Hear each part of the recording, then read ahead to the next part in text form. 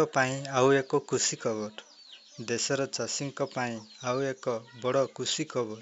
ପ୍ରଧାନମନ୍ତ୍ରୀ କିଷାନ ଯୋଜନାର 21ତମ କିସ୍ତି ପ୍ରଧାନମନ୍ତ୍ରୀ କିଷାନ 21ତମ କିସ୍ତି ସେମାନଙ୍କ ଆକାଉଣ୍ଟରେ ଜମା ହୋଇଥିବା ବେଳେ ସରକାର ଏବେ ସଫଳ ବୀମା ଯୋଜନା ପ୍ରଧାନମନ୍ତ୍ରୀ ସଫଳ ବୀମା ଯୋଜନା ସମ୍ପର୍କରେ ନିଷ୍ପତ୍ତି ନେଇଛନ୍ତି, ଯାହା ବର୍ଷ ବର୍ଷ ଧରି ଚାଷୀମାନେ ଦାବି କରି ଆସୁଛନ୍ତି।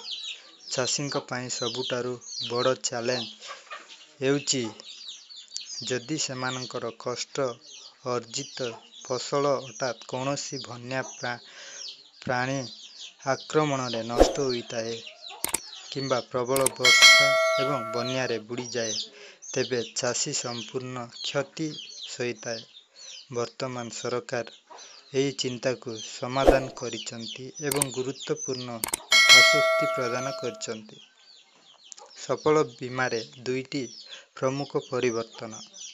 କେନ୍ଦ୍ର କୃଷି ମନ୍ତ୍ରୀ ଶିବରାଜ ସିଂ ଚୌହାନ ଘୋଷଣା କରିଛନ୍ତି ଯେ ପ୍ରଧାନମନ୍ତ୍ରୀ ସଫଳ ବୀମା ଯୋଜନା ବା PMFBYରେ ଦୁଇଟି ନୂତନ ବିପଦ ଯୋଡ଼ାଯାଇଛି। ପ୍ରଥମ, ବନ୍ୟା ପ୍ରାଣୀ ଦ୍ୱାରା ଫସଲ କ୍ଷତି। ଦ୍ୱିତୀୟ, ଅତ୍ୟଧିକ ବର୍ଷା କିମ୍ବା ଜଳବନ୍ଦୀ ଯୋଗୁଁ ଫସଲ କ୍ଷତି।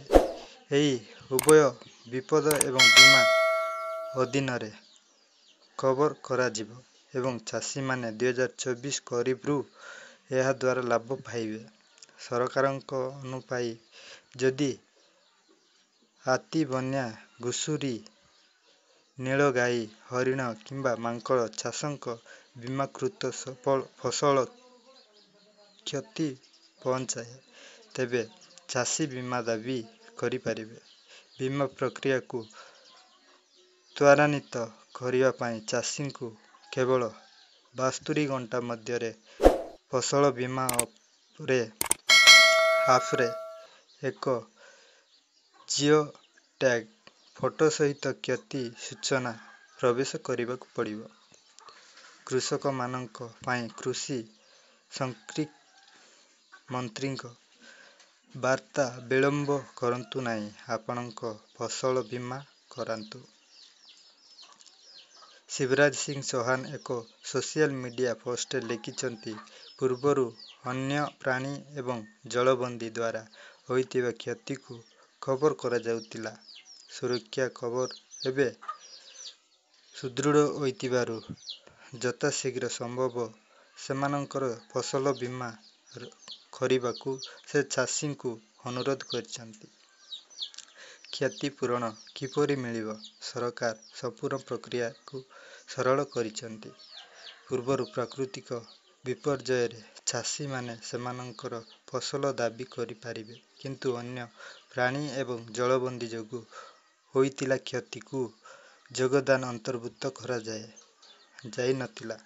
ଏହି କାରଣରୁ ଜଙ୍ଗଲ ନିକଟରେ ଚାଷ କରୁଥିବା ଚାଷୀମାନେ ସବୁଠାରୁ ଅଧିକ ଅସୁବିଧାର ସମ୍ମୁଖୀନ ହେଉଥିଲେ। ବର୍ତ୍ତମାନ ନିୟମ ପରିବର୍ତ୍ତନ ସହିତ ଏପରି ଫସଲ ମଧ୍ୟ ବୀମା ଅଧୀନରେ ଆସିବ ଏବଂ ଚାଷୀମାନେ ସେମାନଙ୍କର ସମ୍ପୂର୍ଣ୍ଣ ଲାଭ ପାଇବେ। ସରକାର କହିଛନ୍ତି ଯେ ଏହି ନିଷ୍ପତ୍ତି ଲକ୍ଷ ଲକ୍ଷ ଚାଷୀଙ୍କ ଆର୍ଥିକ କଷ୍ଟକୁ ଯଥେଷ୍ଟ ହ୍ରାସ କରିବ, କାରଣ ବର୍ଷା ଏବଂ ବନ୍ୟା ପ୍ରାଣୀ ପ୍ରତି ବର୍ଷ ବ୍ୟାପକ ଫସଲ କ୍ଷତି କରିଛି। ଏବେ କ୍ଷତି ଭିତରେ ପଶୁମାନଙ୍କ ଦ୍ୱାରା କ୍ଷତି ହେଉ କିମ୍ବା କ୍ଷେତ ପାଣିରେ ବୁଡ଼ି ରହୁ, ବୀମା କମ୍ପାନୀ ଉଭୟ ପରିସ୍ଥିତିରେ କ୍ଷତିପୂରଣ ଦେବ। ଚାଷୀଙ୍କ ପାଇଁ ଦ୍ୱିଗୁଣିତ ଲାଭ ସହିତ ଏବଂ ନିଷ୍ପତ୍ତି। ଗୋଟିଏ ପଟେ ସେମାନେ 21ତମ କିସ୍ତି ପାଇବେ, ଅନ୍ୟ ପକ୍ଷରେ ଫସଲ ବୀମାର ପରିବର୍ତ୍ତନ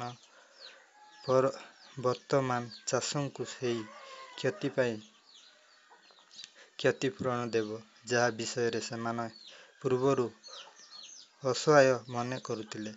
ଏହି ନିଷ୍ପତ୍ତି ଏକ ଗୁରୁତ୍ୱପୂର୍ଣ୍ଣ ଆଶ୍ୱସ୍ତି, ବିଶେଷ କରି ଯେଉଁମାନେ ଜଙ୍ଗଲ ନିକଟରେ ଚାଷ କରନ୍ତି କିମ୍ବା ବର୍ଷା ଏବଂ ବନ୍ୟା ଯୋଗୁଁ ପ୍ରତିବର୍ଷ ଫସଲ କ୍ଷତିଗ୍ରସ୍ତ ହେଉଥିବା ଗାଁରେ ବାସ କରନ୍ତି ସେମାନଙ୍କ ପାଇଁ ସରକାର ଦାବି କରିଛନ୍ତି ଯେ ଏହା ଚାଷୀଙ୍କ ଆୟକୁ ସୁରକ୍ଷିତ କରିବ ଏବଂ ଚାଷର ବିପଦକୁ ଯଥେଷ୍ଟ ହ୍ରାସ କରିବ। ହେଇଥିଲା ଆଜିର ଚାଷୀ ଭାଇଙ୍କ ପାଇଁ ଗୁଡ୍ ନ୍ୟୁଜ୍। ତ ଡେରି କାହିଁକି, ଏମିତି ନୂଆ ନୂଆ ଅପଡେଟ୍ ଜାଣିବା ପାଇଁ ଆମର ଓଡ଼ିଶା ନ୍ୟୁଜ୍ ନେଟୱାର୍କ ଚ୍ୟାନେଲ୍ ସହିତ ଯୋଡ଼ି ହୋଇ ରହିବା ପାଇଁ ସବସ୍କ୍ରାଇବ୍ କରନ୍ତୁ। ଧନ୍ୟବାଦ।